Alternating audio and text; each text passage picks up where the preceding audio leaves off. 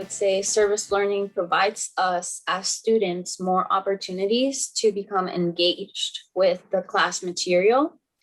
And it also gives us hands-on experience and furthers our knowledge, as well as helps us build valuable leadership skills.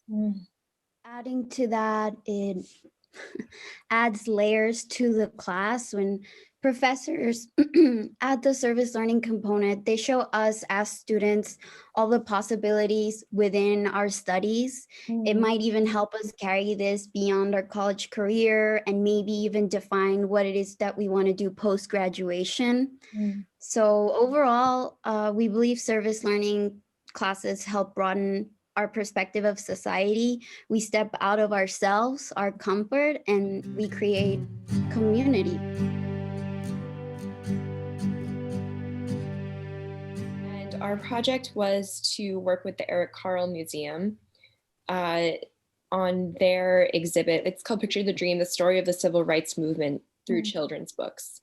This project inspired me really just to get in the classroom even more than I did before, because it opened my eyes to the social issues that students could be facing every day. It gave me a lot of tools to enter into conversation about these topics that are still so relevant today, especially in the past year.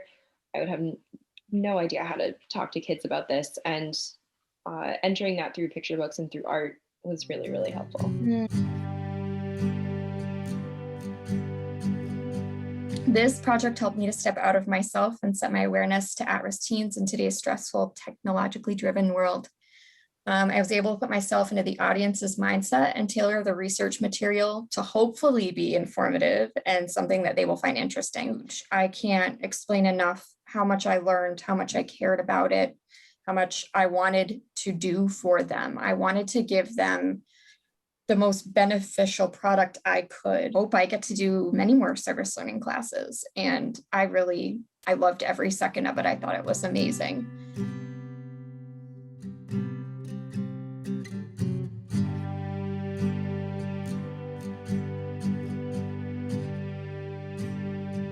When the tapestry workers visited class to brainstorm with us early on, that was really important to me, because I felt very out of my depth. Like I had this interest in the harm reduction program and I wanted to cover that. But how does someone who doesn't use drugs or know much about any of that make a podcast about harm reduction? You know, I just wasn't quite sure. So I let the partners know that. And they were really eager and ready to just fill me in and explain what I didn't understand.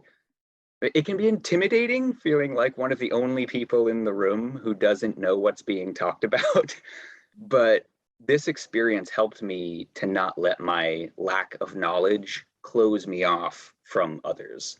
A project like this helped me realize that we've all got some ignorance, we've all got some bias, we've all got struggles.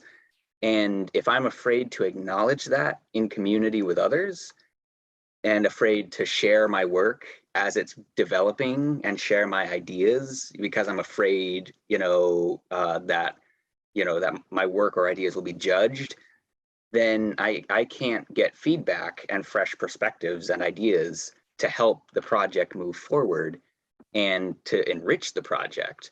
And I definitely fell into that rut for a little while during the process, and my work kind of stagnated because I wasn't sharing very well with other people. But when I realized that and I started sharing my undeveloped, imperfect ideas and got feedback from people, it did just enrich the process. So it made me think of how, like Tapestry's motto, we can all give each other, even in the classroom, access without stigma to respect, to grace, and to a safe place to grow and to acknowledge our own faults, our own, lack of knowledge, because we're all beautiful, fallible people. But by leaning into a service learning process like this and being brave enough to open up to someone's critique or different perspective, not to mention their encouragement, we and our work grow in ways that don't happen when we do things alone. And we don't just grow up, but we grow out, and we touch a whole lot of people, and a whole lot more people touch us.